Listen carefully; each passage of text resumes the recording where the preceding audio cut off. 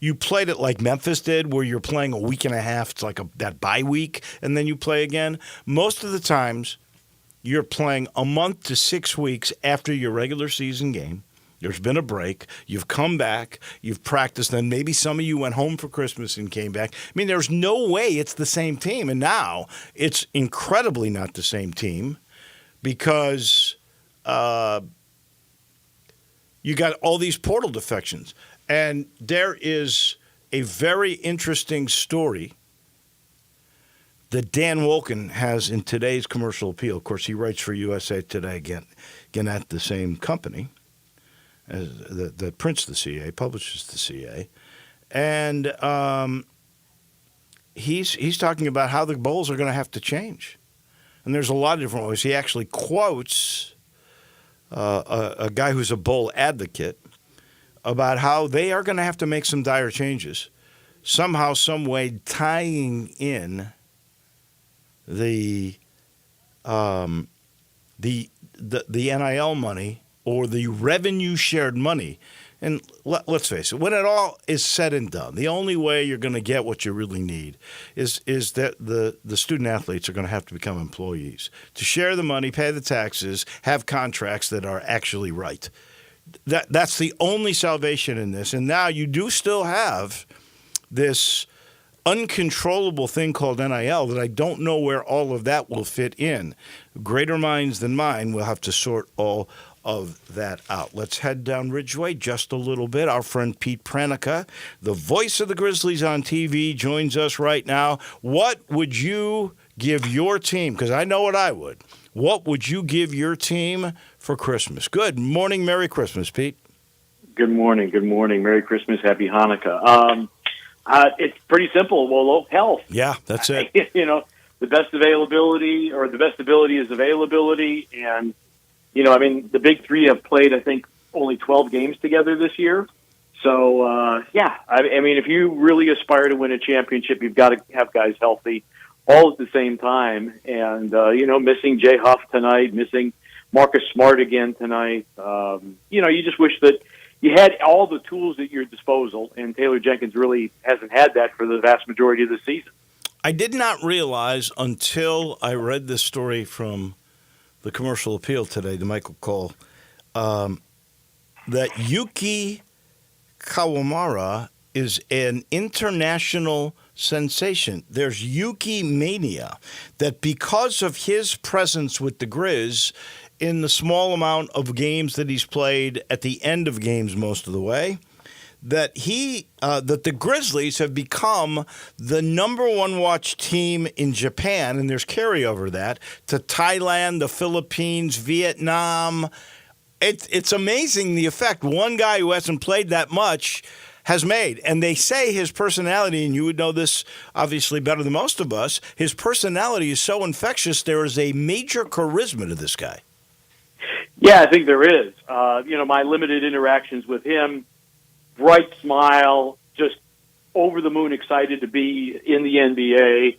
And, Japan, it's a very, very interesting NBA market because probably about 5 years ago, pre-pandemic anyway, the NBA asked me to go to Tokyo to work with Japanese sportscasters that didn't have much familiarity with the NBA.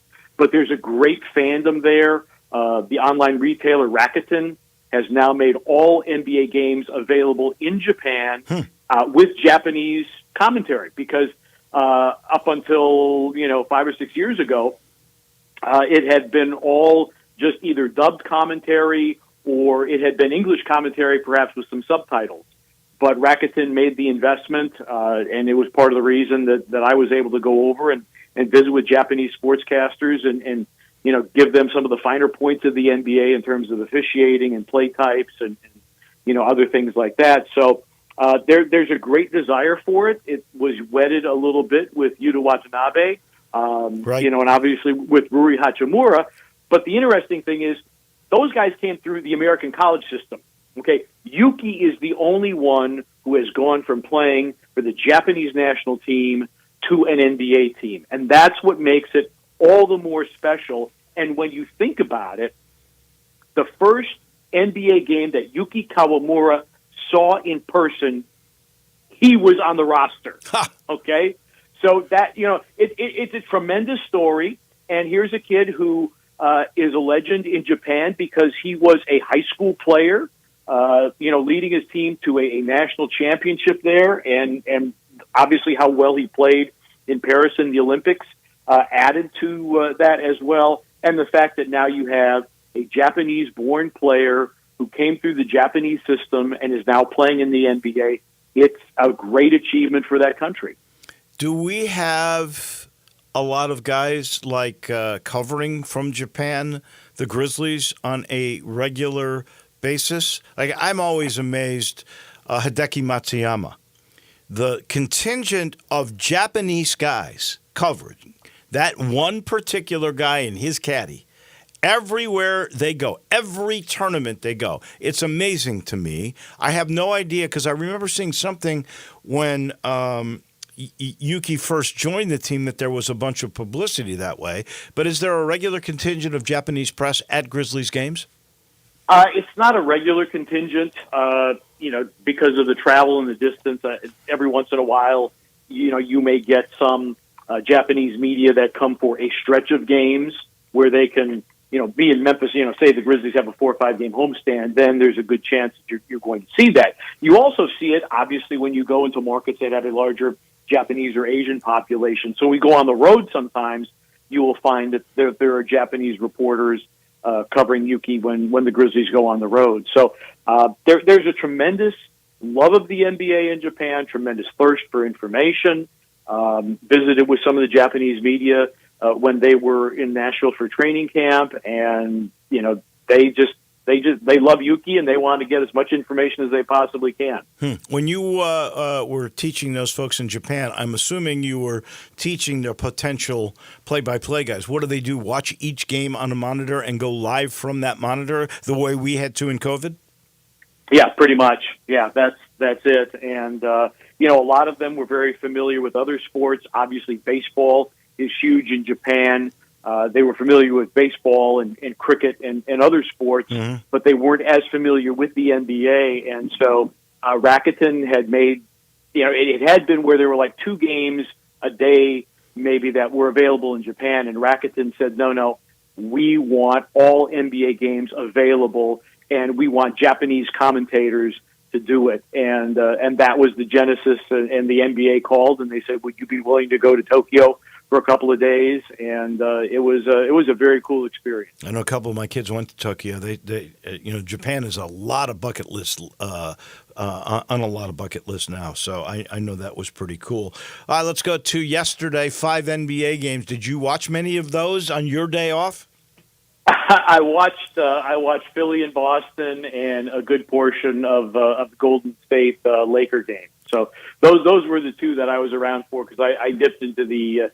I know LeBron James would be upset, but I dipped into the NFL a little bit too. He would be because he claimed it was the NBA's property last night. It was interesting. He sticks up for his league. I like that. I watched a little of Wemby, and then I watched a lot, and particularly the end of Steph versus LeBron. I mean, like LeBron said at the end of his interview, we don't know how many more we're going to get of these guys because they appear still to be in their prime, even though I believe Steph is 35 or more, and I know LeBron is 40 now, just turned 40. So we're lucky to get that show. I also wanted to add Austin Reeves because the guy had a triple-double last night. He hits the winning bucket last night. Of course, they don't interview him because LeBron is the spokesperson for the league. But I got to point out, because I'm a huge Austin Reeves fan. This guy, you know where he grew up, Pete? I want to say he grew up in Arkansas. He did. He grew up in Newark, Arkansas. I don't know where that is. It's like a Hoosier story. It's like Hickory. It's a small town. Nobody knew about this guy. It's incredible. When he came, because originally he was with Wichita State, the only offer he got was, and I have no idea how Greg Marshall, then the coach at Wichita State, knew about him. Of course, he only lasted there 1 year, and then he went to Oklahoma and was really good at Oklahoma, obviously. This kid comes from a town of 800 people. I mean, it's an incredible story that nobody really is dwelling on, but he stepped up big when they didn't have AD yesterday, and I was a little surprised the Lakers won that game. Yeah, I've always been a fan of his game because he does a lot of the dirty work, and it's interesting. And you've covered everything, from high school on up, and we see players that sometimes they peak in high school, other guys peak in college, other guys peak in the NBA. Right. Everybody's on a different timetable, and he's a good guy to root for the 78 games the Grizzlies aren't playing the Right. Lakers. But yeah, he's a great story, and I think that's the question that a lot of people have been asking for the Lakers. Okay, you've got LeBron and AD. Who's the third guy? And Austin Reeves is the most likely candidate. And I know that J.J. Redick has challenged him to be better defensively, but obviously last night he was great across the board, and he was fantastic. He was flying all over the place, getting rebounds without Anthony Davis on the floor, and that was a big reason why the Lakers were able to stay in that game and ultimately win it. In true confession, I never heard of Austin Reeves till he got to Wichita State. The most amazing thing is, because I want to say that Newark is like, I think it's 80 miles from here, but it's like 30 miles from Jonesboro. How in the world Arkansas State did not know of this guy? It is beyond me. All right, last game out, the Grizz lose. You and Brevin kept on commenting about the atmosphere at FedEx Forum and the style of play, much like a playoff. And I noticed the physicality, and I thought that was why the LA Clippers actually won that game. Are there lessons that were learned from that matchup that you think make the Grizzlies better starting today? Yeah, I think that every opposing coach, when you talk to them, they will say, when they speak of the Grizzlies, they're physical. We have to match their physicality. Not every team is able to do that. Every team can say that they want to do that, but not every team is able to do that. And certainly the Clippers were able to do that. Also, great respect. Tyronn Lue is, nobody talks about him, but right. He's really one of the best in-game coaches in the NBA. And I thought he had a very good game plan. And at the same time, if the Grizzlies make their free throws, right, they may well win the game, because Jaren did not shoot free throws particularly well, and it was kind of a team-wide thing. I think the Grizzlies, learn and will take a lesson. Okay, this is what the playoffs are going to be like. Can you still play with tempo, play with pace when the other team is trying to slow you down? How can you break out of that? And part of that was that the Clippers were fairly ball secure. And if the Grizzlies aren't getting steals and they didn't get their normal complement, it's a little harder to turn the floor on them. So, also the other thing too is got to be better against guys like Ivica Zubac. I mean, Zubac had pretty much a career game, only his second 20-20 game. And it's a learning experience, I think, for Zach Edey against somebody who is his same size and maybe a slightly higher skill level because he's been more experienced. So I think there are definitely lessons to be learned, and the Grizzlies will hopefully apply those deep into the playoffs. But I'm with you. It comes down to those free throws. I pointed that out. They shot 69%, and as on the year, what do they shoot? About 77. Yeah, so that's quite a bit below what they normally would do. All right, break it down. What should we look for tonight? Toronto, not very good, 7-23 on the year. And the Grizz are now third. They slipped a little bit. Houston's ahead of them by half a game in the West. Break it down. Okay. Toronto is very much like the Grizzlies. They are a big paint scoring team. They do a lot of off-ball cutting. The record, no, it's not very good. They've won only one game, and that was at New Orleans, which is not a very good team either. They play very, very hard. Their biggest issue is late-game execution. They blow fourth-quarter leads. They get into clutch situations. I think they played 16 clutch games, and they're like 4-12. And that's a major issue for them. And the other thing, too, is they will be missing Jakob Poeltl, who probably doesn't want to see John Morant again anytime soon. But Poeltl's a big reason why they're a very good offensive rebounding team and a very good paint team. He's not available to them tonight. So it's a young team. Scotty Barnes is playing very, very well. They will play hard. They'll move the ball. They'll attack the paint. But again, it's a team that late in games, they don't have the experience or the skill level right now to close out games when they have a lead in the fourth quarter. We'll be watching all of that in mind tonight when we watch you and Brevin and Rob on the broadcast. That game tonight. It's 7, right? Usual time. 7 o'clock. Yes, 7 sir. o'clock FedEx Forum. Thank you, my friend. We appreciate it. Happy New Year. When we speak to you next week, it'll be next year. 2025. Can't wait. Wow. Isn't that amazing? Yep. That is Pete Predica. He is the TV voice of your Grizzlies. He's giving you the breakdown about what to watch tonight. We take a break. When we come back, we go down to Baton Rouge, our SEC historian, to talk the college football playoffs. How do we fix the bowl system? Everything in that light comes your way in just a minute.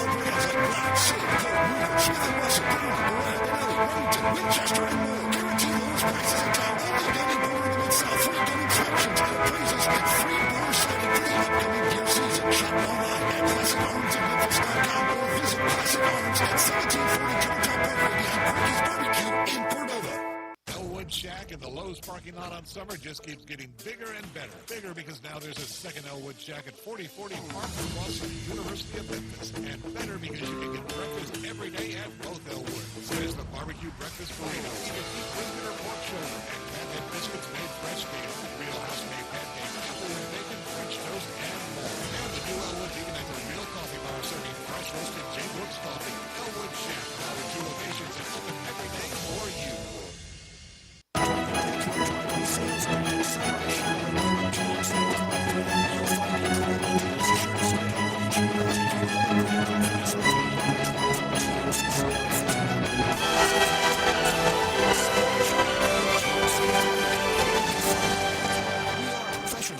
Price does not include licensing costs, registration fees, taxes, and dealer doc fee at $899.50, which are to be paid by the consumer. Example, stock number RG225762, MSRP 52,000, Sierra bonus 1,000, dealer discount 6,500, purchase allowance 2750, bonus cash 750, sale price 41,000, expires 1/2/25. Fall is football at the Owner's Box Sports Bar and Grill in Lakeland, Town Square. Monday through Friday, it's happy hour from 3 to 6. $1 off all drink, $5 off will drink, $4.50 for house wine, and mozzarella sticks, queso, $1 today. Friday night lights from 7 o'clock and dining in mozzarella wings, day 5 and free. Watch college football every pro game. Owner's Box Sports Bar and Grill in Lakeland. Highway 70, fall is football.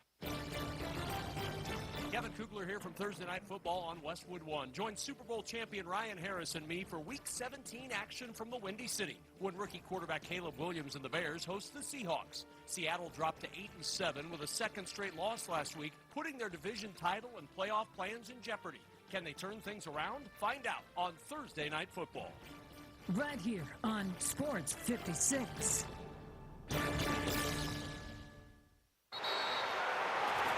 Whether you're ordering wings for the game, whipping up a 7-layer dip, or ordering pizza, there's something about football that makes you want to eat. And this football season, Uber Eats has the best deals on game day food. No matter what you're craving, from 2-for-1 pizza to buy one, get one wings, Uber Eats will be dropping new deals each week, all season long. Uber Eats, official on-demand delivery partner of the NFL. Order now. Terms and conditions apply. See app for details. Some people just know they can save hundreds on car insurance by checking Allstate first. Like you know to check the propane tank on your grill first before posting a tip. Let's fire up. Let me try. Seriously, you didn't check the propane? Who wants to? Yeah, checking first is smart. So check Allstate first for a quote that could save you hundreds. You're in good hands with Allstate. Savings vary. Subject to terms, conditions, and availability. Allstate Fire and Casualty Insurance Company and affiliates, Northbrook, Illinois.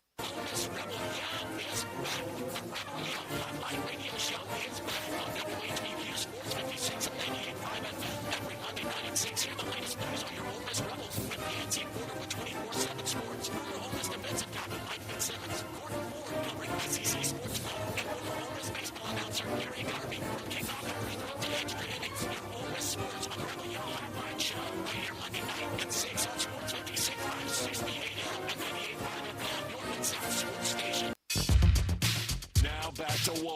friends on Sports 56. Here once again is the voice of the Tigers, Dave Wolo. All we hear is Radio Gaga. There is a breaking college basketball story, which with this timing makes me worry about health. Brian Dacus, this is all over. What's going on? Yeah, so the Miami Herald reporting that Jim Larrañaga is going to step down immediately from Miami. Reading the story, it says that an announcement is expected as early as this afternoon. Nothing in the story points anything to any health issues. This Miami team, I mean, we'll just call it what it is. They're terrible this year. They lost to Mount St. Mary's over the weekend. So I think this might have just been Jim Larrañaga ready to go and not wanting to stick around the rest of the year. I guess we'll find out more later today into tomorrow what's really going on here. But hopefully, like you said, this isn't something that is health-related. But definitely big college basketball news. Jim Larrañaga out immediately from Miami. It's been a bad year. They're 4-8, but a lot of those games were close games they lost. Mm-hmm. They're 0-1 in the ACC. I don't know. It makes me.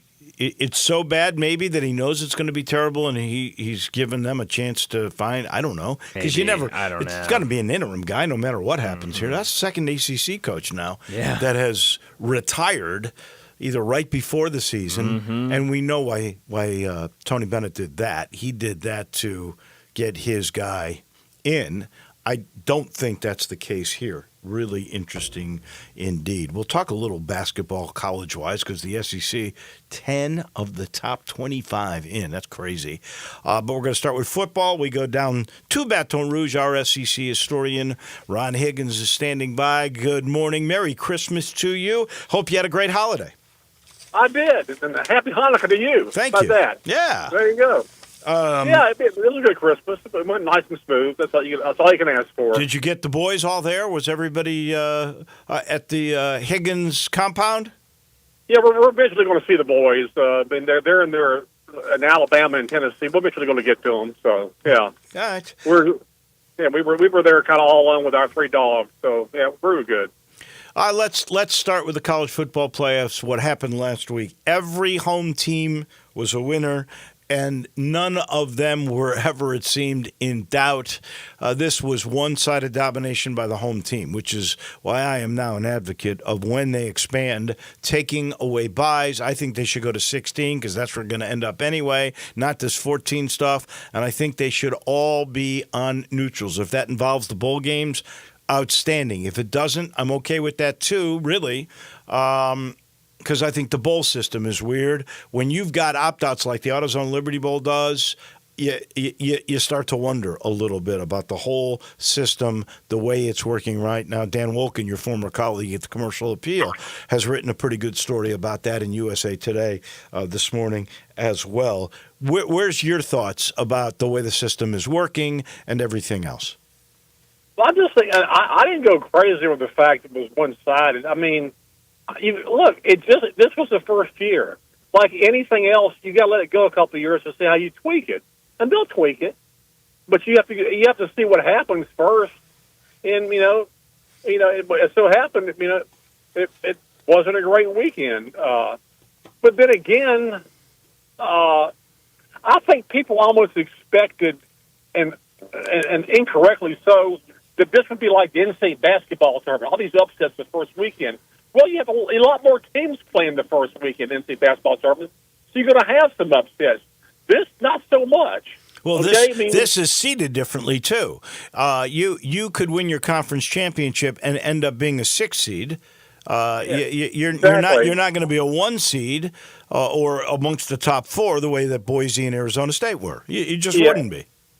And so I just think you got to let it play out a couple of years, and you make tweaks. I mean, that's just kind of what the way it works. You got to be a little patient with it. Not go crazy the first year. I mean, the first weekend and blowouts. And I think the average victory margin was 19 points. I think that was it. So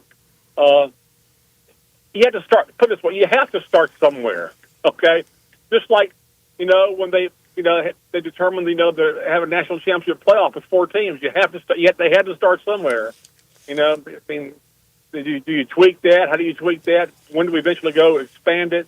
So it's got to play out for at least a couple of years. But I mean, they'll get it right. I'm not that worried about that. They'll get it right. I don't think, for instance, that Ohio State dominates Tennessee the way they did. Now, I'm not saying they wouldn't win the game. And that was the 8-9 game. So on paper, that's supposed to be the closest of all these. But I don't think if that game is played in the Rose Bowl or if that game is played in Atlanta, that is not going to be the blowout that it was with Ohio State dominating the game. I just don't think it would have been. No, I don't think it'd been blowout. I think Ohio State would have won pretty by a couple of touchdowns, honestly. I didn't think Tennessee showed up. I thought Ohio State just manhandled them, just absolutely just rolled them. That was stunning how they just made Tennessee just like little boys, just like physically just blew them off the line, blew them away everywhere. Well, that didn't help. It didn't help that Tennessee's running back got hurt. That didn't help at all. Oh no, that killed. That was a factor for sure in this game because that dude was unstoppable almost the whole year. Here's the thing that blows me away. Fans, they do. I'm sorry. There was a guy who called Greg and Eli this morning on Sports 56 mornings, who said basically they got to get rid of Josh Heupel. Because he can't win a national title. The guy was the 9th seed in the playoffs this year, makes the playoffs this year, one of only 3 SEC teams to make the playoffs, and he doesn't think Heupel can get it done. This is the same coach that took over a program that I think still had some of the after effects of some of the wrongdoings of a former Jeremy Pruitt staff, right? And they've forgotten how bad it was. And, already the guy loses one game and they're ready to pounce. Bad for a long time. A long time. Just think of the list of lousy coaches Tennessee's had since Fulmer left. A lot of lousy, bad hires. Okay? This guy by far is the best hire. Hey, he got you to a playoff. I mean, people would love to be in the playoffs. Okay, so it didn't go well the first time around. Okay, so you work to get back into it and do better the next time. All these people are delusional. They just think their football program is the best ever at every place, and they should win everything, and we should be in it. We win it every year. It's not the way it works now. Okay, the transfer portal has evened stuff out somewhat. Okay, it has. I mean, you got teams who improve a lot by getting the right guys in the right positions, and that's just the way it is. And for this guy, stuff like that, I just crack up laughing. Like, really? This is going to fire Josh Heupel because they got beat badly in that game? I mean, it happens. I mean, everybody has a bad day, a bad game. I mean, he got him there, and he got him there with basically a freshman quarterback. I mean, he got him there because he had a really good run game and good defense, and those kind of protected Nico. And he could protect that because the running back got hurt, so it was all on him. I do think, too, that you brought up the best point, is that this a guy, when he was at UCF, they just outscored everybody. His defense was pretty good this year. I give him a lot of credit for that.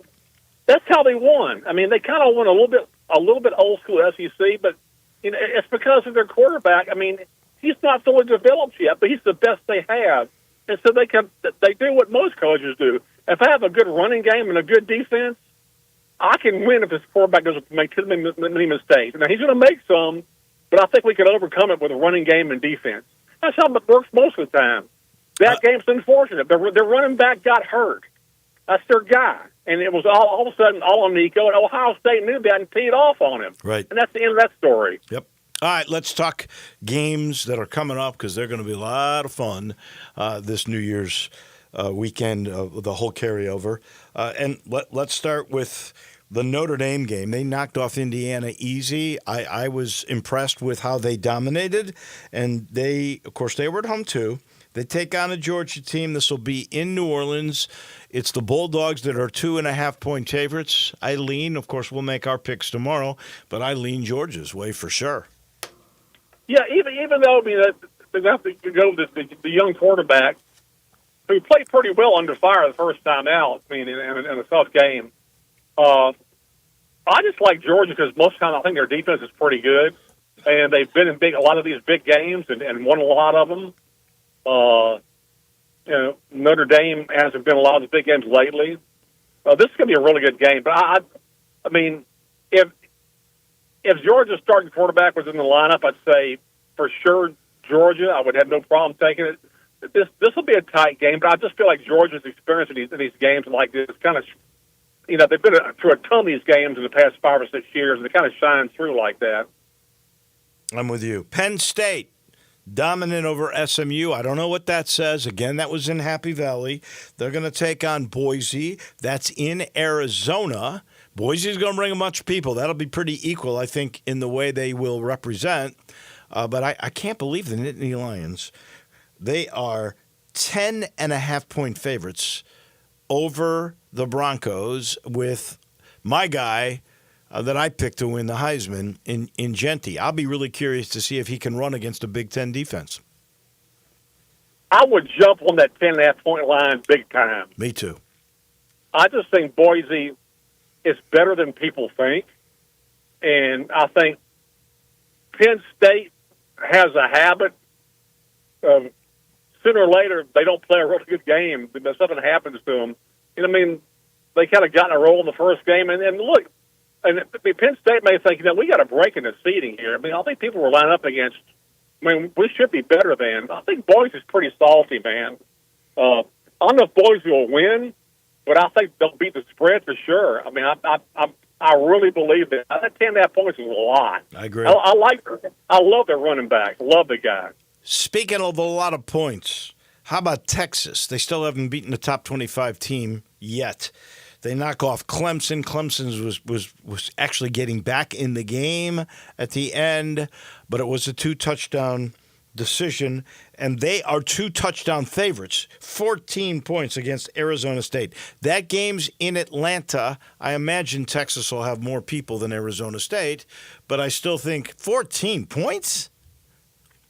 That's a lot. That's a lot. Texas may end up winning by that because usually in the second half they'll wear people down. They kind of pull away, but they always make it intriguing the first 2.5 quarters because they don't play that great. I've never been a big Quinn Ewers guy. There's something about him that I don't know. I just sooner or later he's just going to throw a dumb pass. He tries to sidearm a lot of passes or try to make passes that might be out of his skill set right now. May eventually be there. That's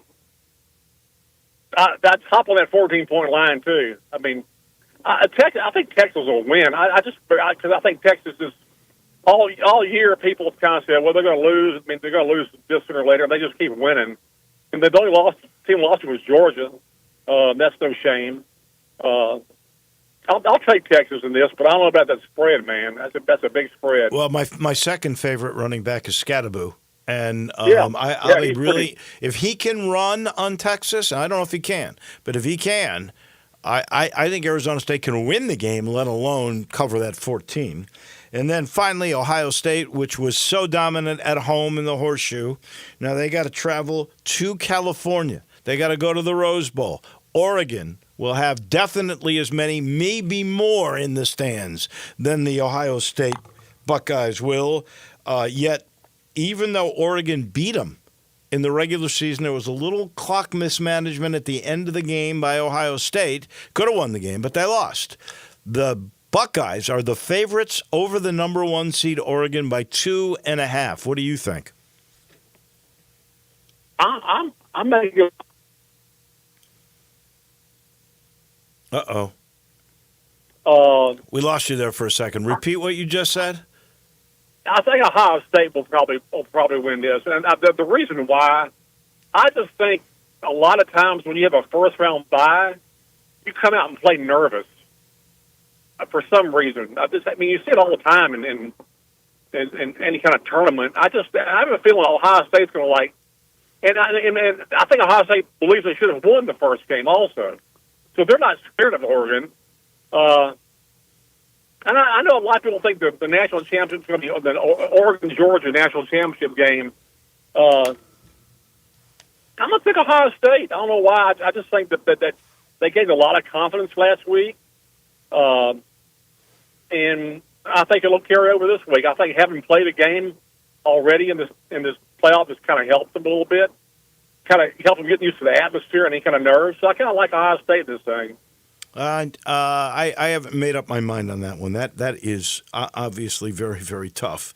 But I will make it by tomorrow when Brian Dacus and I make our picks in the very first segment of the show at 10 o'clock.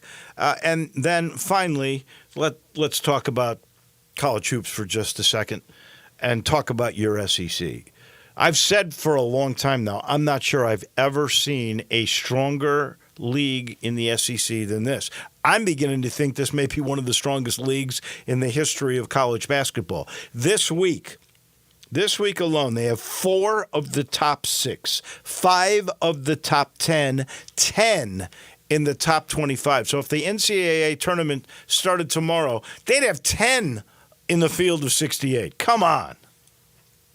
Yeah, I mean, you think you're looking at an AP football bowl, aren't you? I mean, really. They played really well so far. I mean, and now they're kind of going to cannibalize each other, which they get league play. But I mean, every time I watch the SEC game with the SEC team, I'm impressed. I mean, Tennessee, Auburn, Alabama. Just go down the line. Ole Miss, A&M's pretty good. Florida's been good. Kentucky's been good. Don't forget Arkansas is 23rd. They're 10-2. And Arkansas is good too. I mean, so it's a really good league right now. Now you get into conference play. Let's say they'll start killing each other. But I mean, you could. I'm trying to think the most they've ever had in NCAA tournament. I think maybe 8 is the most they've ever had in NCAA tournament. That's what I was going to ask you. This is the toughest. How many do they get in? Who's not going to make it? Which of these 10 teams? You named them all now. Arkansas is the last one at 23. Which of those 10 teams might not make the NCAA tournament? Probably Arkansas and Ole Miss. And Ole Miss is in there too. I think they're ranked. Yeah. Ole Miss is 16, and the Tigers play them on Saturday. Here's the thing that I don't know about Ole Miss. The Rebels, they have they did beat BYU in Louisville. And Louisville's not very good. Those are the 2 teams that you would say prominently they beat. Yeah. And then the one loss was to Purdue, and Purdue, I guess, is a pretty good team. But their schedule is not as challenging as, say, Mississippi State's was. Yeah. Probably those 2, I'd say, be 8 teams. I mean, but again, I think 7 or 8 teams is the most SEC's ever gotten in a tournament. I think they'll probably get that many this year. I mean, even if they'll beat each other up, I think they still will. If I were a betting man, I'd say 8 are going to get in. I really do. Yeah. Now, I will say this. Some of the resumes, because they are going to play in this league that is so tough, some of those resumes are not so great. So if you don't win in your league, if you're under 500 in your league, and you're one of those 10 teams with a resume in the non-conference that was not especially bright, that could be costly at the end of the year. I just can't believe all 10 could possibly get in, but I believe 8 could. That is for sure.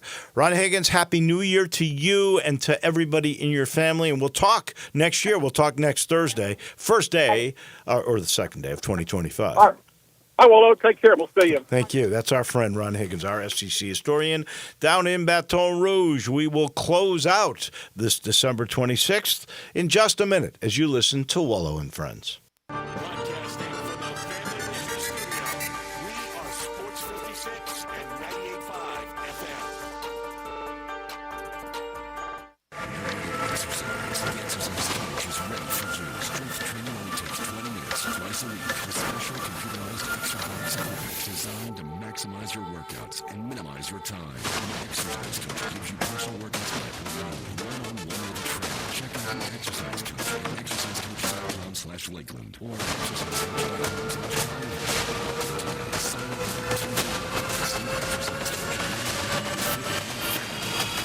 Age, injury, or knowledge.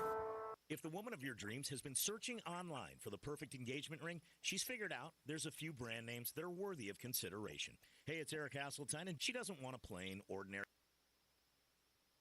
Hey, Mid-South, it's the season of new tradition sales event at Gossett Kia on the Pike. And Bobby J's ready to put you in a new Kia today. Save big in 2025 Kia K4 LXS. $199 a month, $34.99 due at signing. Plus spacious 8-seater SUV 2025 Telluride S. Only $368 a month, $39.99 due at signing, all 24-month lease. And don't forget about 2024 EV9 with 0% APR for 72 months. Plus, get peace of mind with Kia's 10-year, 100,000-mile powertrain limited warranty. So call Bobby J and let him put you in a new Kia today. Gossett Kia 1900 Covington Pike online, KiaCovingtonPike.com. If you want it, we got it at Gossett Motor Cars. Acquisition fee $20,000 per year. K4 SEO 29100 MSRP 24230. Telluride SG 596529 MSRP 41260 includes all rebates and incentives. Excludes tax title and license. Must finance through KFA dealer stock only. See dealer for complete details. Offer valid through 1/2/25 with approved credit. Ken Garland, you are in your 72nd year of business. Your son William is now joining you. What do you think is the key to your longevity in the building business? My dad started the business in 1965, and I think being on the job sites daily and being accessible to homeowners has been a key to our success. You guys have a work ethic, as you like to say. You're not hiring people to be on the site. You guys are there every day. We interact with the subcontractors multiple times a day on each job site. I think that has been a key, as well as using the same subcontractors 20-plus years in most cases. When you talk about materials, what is the first thing you're thinking about when somebody comes to you to build a home? We're just trying to meet the expectations of the client and the homeowner and the architect and give them what their dream is. When you get a Ken Garland home, what do you guarantee? We'll be there after the job is finished. We're still accessible to all our clients. Now I need to know, how do I get a hold of Ken Garland? You can reach us at kengarland.com.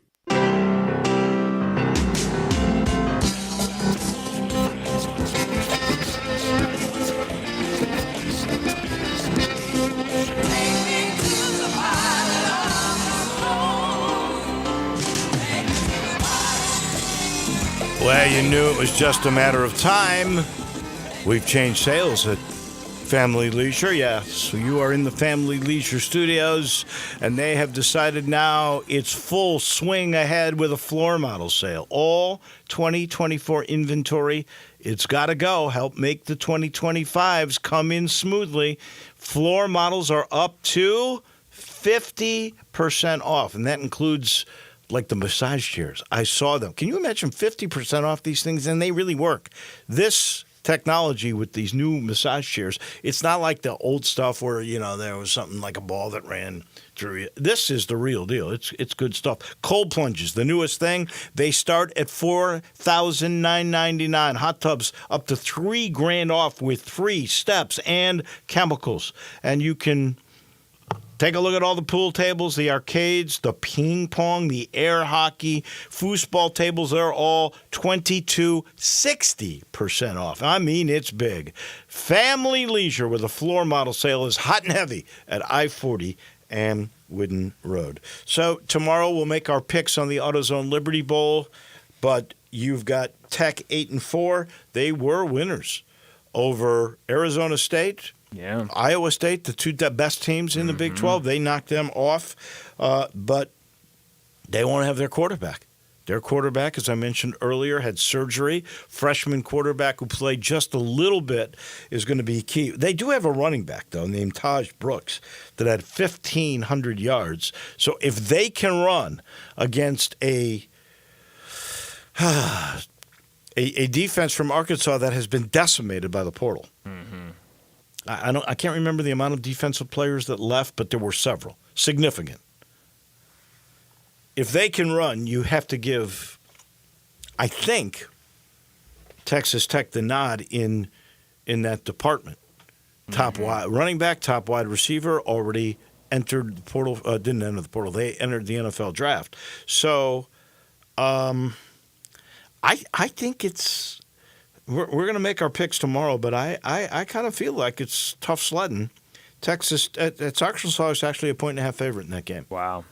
Yeah, it's going to be interesting. I mean, this Texas Tech team, and you mentioned, obviously got some guys out that won't be playing because of the transfer portal. But this is a team that 8 times this year scored 30 or more points in a game. I mean, it felt like at times this offense was one of the best offenses in the country. Defense had some issues, but then at other times it felt like the offense didn't show up. So now with a new quarterback back there, I'll be curious to see what this Texas Tech offense shows. Well, and let's face it, Arkansas's lost key pieces, and they lost 4 of their last 6. Mm-hmm. Yeah.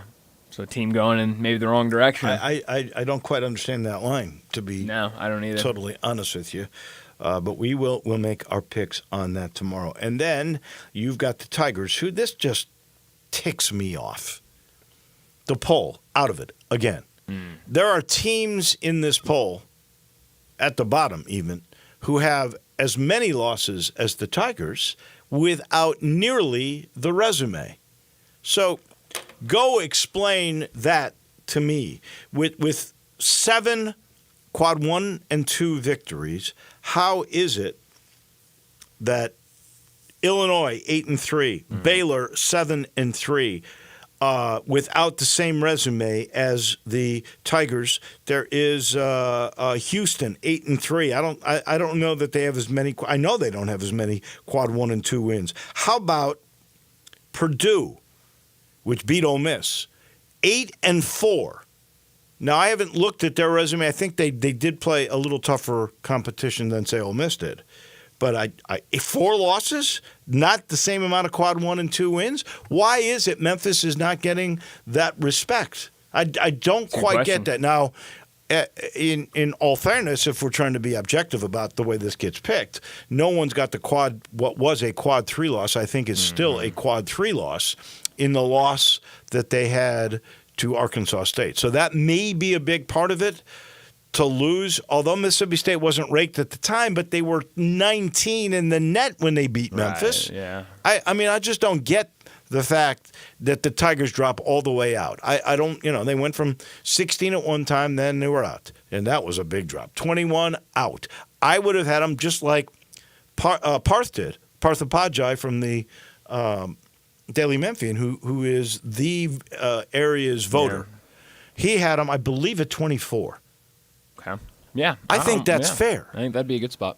I don't understand with those resumes why this team drops out. Yeah, it's a good question. I'm not sure. I guess good reason I'm not an AP voter. No.